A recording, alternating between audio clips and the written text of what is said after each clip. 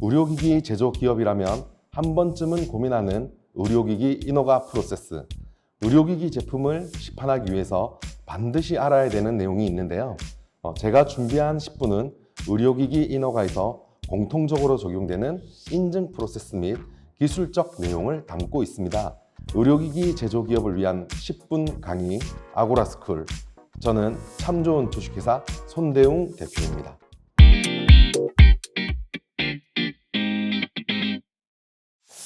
이번 영상에서는 의료기기 인허가 프로세스에 대해서 설명드리도록 하겠습니다. 많은 의료기기 제조업체들이 의료기기를 개발하고 이 제품을 개발한 이후에 시판하는 과정에서 많은 어려움을 겪고 있는데요. 의료기기라는 특정된 산업 분야에 따라서 안전성 문제라든지 여러 가지 시험과 검사 과정을 거치게 됩니다. 그래서 이번에는 이러한 전체 과정을 제조업체들이 조금 더 쉽게 이해할 수 있고 어떠한 과정을 단계적으로 거쳐야 되는지를 이해할 수 있는 시간을 갖도록 하겠습니다. 제가 0번으로 번호 분류를 했는데요. 이 0번을 분류한 이유는 가장 중요한 내용임에도 불구하고 많은 제조업체들이 이 과정을 무시한 채 1번 단계로 바로 들어가는 경향이 있습니다. 그래서 첫 번째 0은 제일 먼저 우리 의료기기가 어떠한 품목에 해당되는지를 먼저 결정해야 됩니다. 물론 관련된 유사한 제품들에 관한 정보를 통해서 우리 제품이 어떠한 의료기기 품목에 해당하는지 이미 정보를 알고 계신 경우도 있는데요. 특별한 기능들을 많이 가지고 있는 의료기기들이 요즘 많이 개발되고 있고 이러한 특수한 기능과 성능, 효능, 효과 때문에 식약처가 지정해 놓은 품목 분류에 맞지 않는 제품들이 다수 발생할 수 있습니다. 이러한 경우에는 꼭 의료기기 전자민원 창구에 있는 의료기기 민원 질의를 통해서 우리 제품이 어떠한 품목 분류에 해당하는지 몇 등급의 의료기기인지를 꼭 확인하고 프로세스를 시작하는 것이 중요하다고 할 수 있습니다.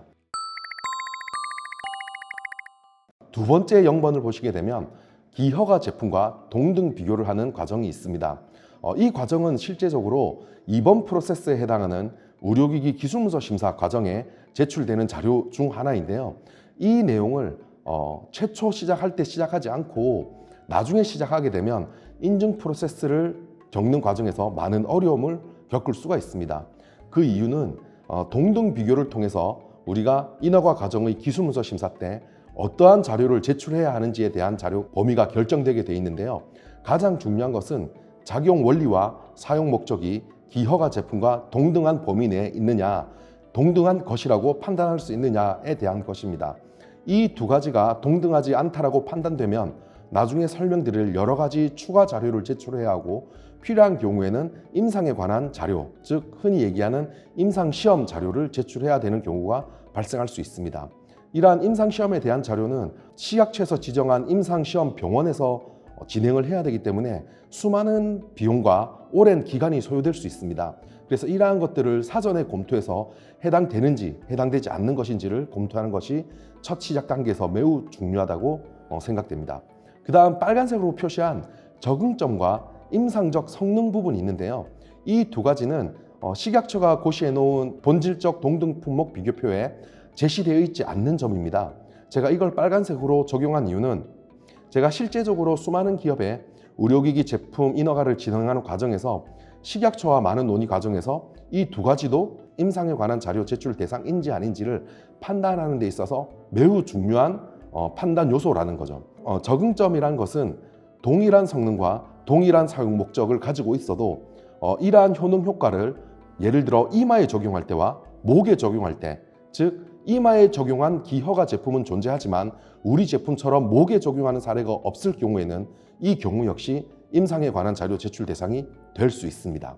또한 동일한 사용 목적, 동일한 작용 원리, 동일한 적응점을 가지고 있더라도 우리가 그 부분에 가해지는 물리적, 전기적, 기계적 에너지의 성능 특성이 기허가 제품과 다를 경우에는 임상적 효능 효과에 영향을 미치는 성능 자료라고 해서 임상에 관한 자료 제출 대상일 수 있습니다. 즉 우리가 표방하고자 하는 물리적, 기계적, 전기적 에너지의 성능은 기허가 제품과 다르고 이러한 에너지가 임상적 성능을 결정하는 데 중요한 역할을 하기 때문에 꼭 임상 시험을 통해서 입증이 되어야 된다라는 관점이라고 보시면 될 것 같습니다. 그래서 이 0번 두 가지가 가장 중요한 시작점이라고 판단되고요. 그 다음 진행해야 되는 단계가 첫 번째 단계로서 의료기기 시험검사 분야입니다. 시험검사는 잘 아시다시피 전기기계적 안전성과 관련된 시험과 생물학적 안전성 시험, 이렇게 크게 두 가지 카테고리로 볼 수 있는데요.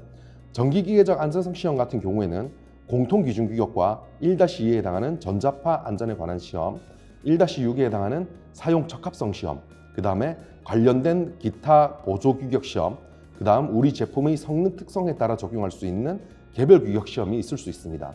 그리고 또 하나의 특이한 점은 우리나라 같은 경우에는 우리 제품이 가지고 있는 성능에 관한 시험을 별도로 시험을 해서 제출하는 것을 요구하고 있습니다.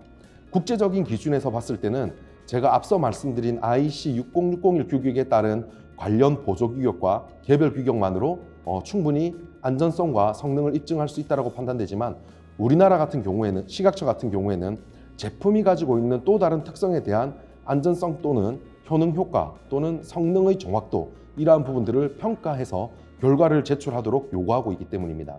그 다음 인체의 피부 또는 혈액 또는 체내에 직접적으로 닿는 의료기기 같은 경우에는 ISO 10993-X 시리즈에 해당하는 생물학적 안전성 시험을 진행해야 된다라는 거죠. 이렇게 해서 전체적인 시험 검사 요구 조건이 있고요. 더 중요한 것은 이러한 시험 검사를 진행할 때 단순히 제품만을 시험소에 제공해서 시험이 끝나는 게 아니다라는 거죠.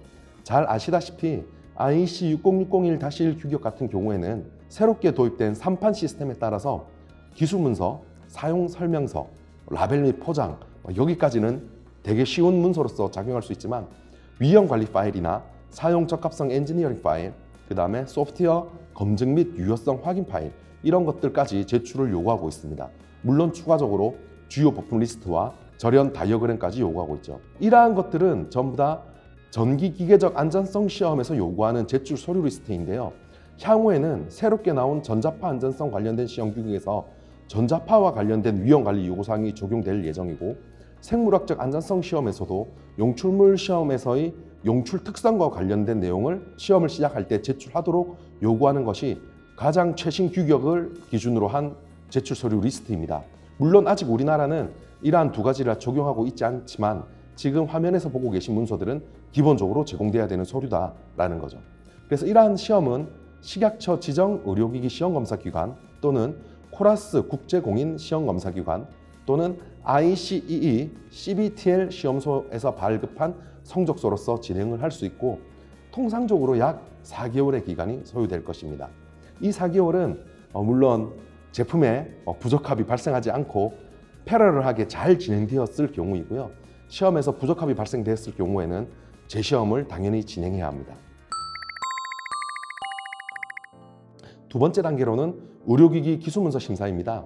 의료기기 기술문서 심사는 제품의 등급 및 품목에 따른 심사를 진행하게 되고요. 이 심사를 진행할 때 제출되는 서류가 또 있죠. 앞서 말씀드린 1번 과정에서 작성된 기술문서, 그 다음에 1번 과정에서 진행된 시험검사 성적서, 그 다음에 이 자료 중 소프트웨어 검증 및 유효성 확인 자료, 그 다음에 본질적 동등 품목 비교표, 여기서 앞서 말씀드린 0번 자료가 제출되게 됩니다. 그 다음에 새롭게 추가된 사이버 보안 필수 요구사항 체크리스트가 있습니다.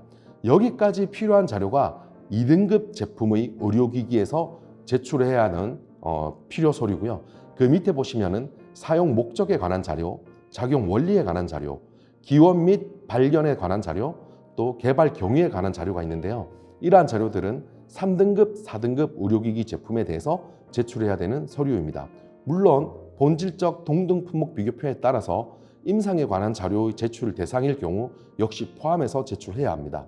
그래서 2등급 제품의 경우에는 식약처에서 지정한 기술문서 심사 기관에서 심사를 진행하게 되고요.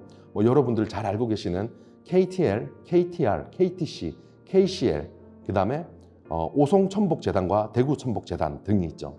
그 다음 3등급과 4등급 제품, 또한 UL스케어 품목군에 해당하는 제품, 그 다음에 임상에 관한 자료 제출 대상 품목은 식약처에서 심사를 진행하게 됩니다.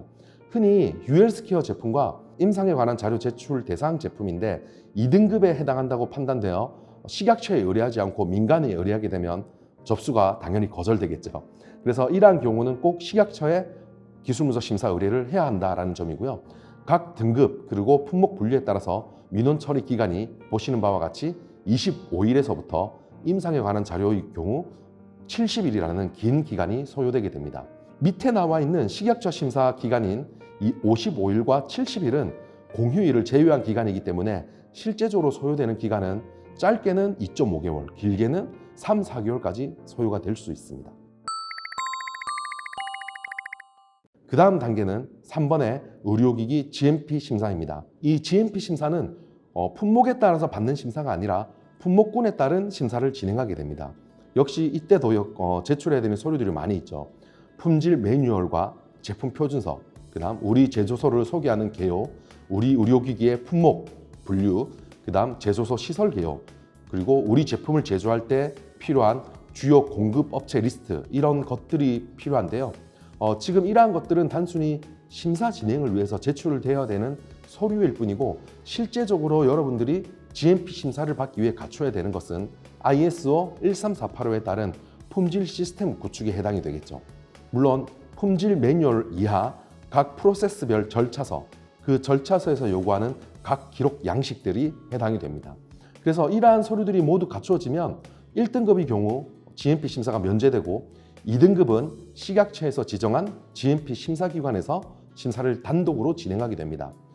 여러분 아시다시피 식약처 지정 GMP 심사기관은 현재 4대 기관이 있죠. 아까 말씀드린 KTL, KTR, KTC, KCL이 있는데요. 현재 TUV 슈드와 TUV 라일란드 같은 경우에는 조건부 승인이 되어 있는 상태입니다. 이러한 기관들이 나중에 조건부에 해당하는 제한 조건이 해제된 뒤에는 이 두 개의 기관도 GMP 심사기관으로 합류가 될 예정입니다. 그리고 3등급 제품과 4등급 제품의 경우에는 식약처 지정 심사기관뿐만 아니라 해당 식약처가 함께 참여해서 합동 심사를 진행하게 됩니다.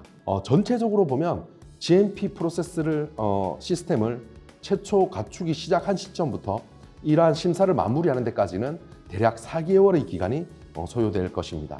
지금 보시면 중요한 부분이 1등급 제품에 대해서는 기술문서 심사도 면제가 되어 있고 GMP 심사도 면제라고 기재가 되어 있습니다.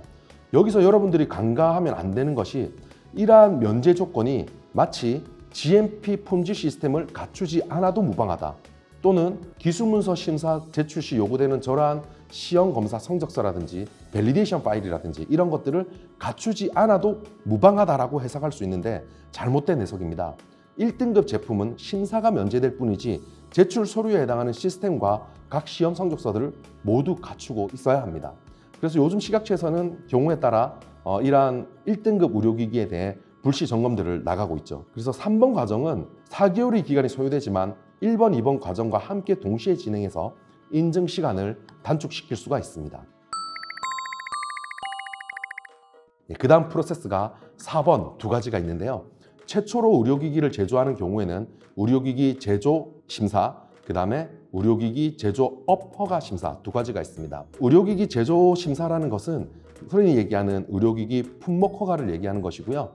이때 제출돼야 하는 서류는 앞서 진행한 기술문서 자료와 시험검사 성적서, 그 다음에 기술문서 심사 적합 통지서, GMP 적합 인증서를 제출해서 1등급, 2등급의 경우에는 의료기기 안전정보원, 그 다음에 3, 4등급의 경우에는 식약처로 해서 제출하게 되면 5일 또는 10일의 민원 처리 기간을 거쳐서 제조 인증 허가가 완료되게 됩니다. 그 다음 동시에 진행되는 제조업 허가의 경우 사업자 등록증과 법인 등기부등본, 그 다음에 개인 사업자일 경우에는 대표자의 건강진단서, 그 다음 품질 책임자의 자격을 확인할 수 있는 서류를 관할 지방식약청에 제출해서 25일의 민원 처리 기간을 통해 받을 수가 있습니다.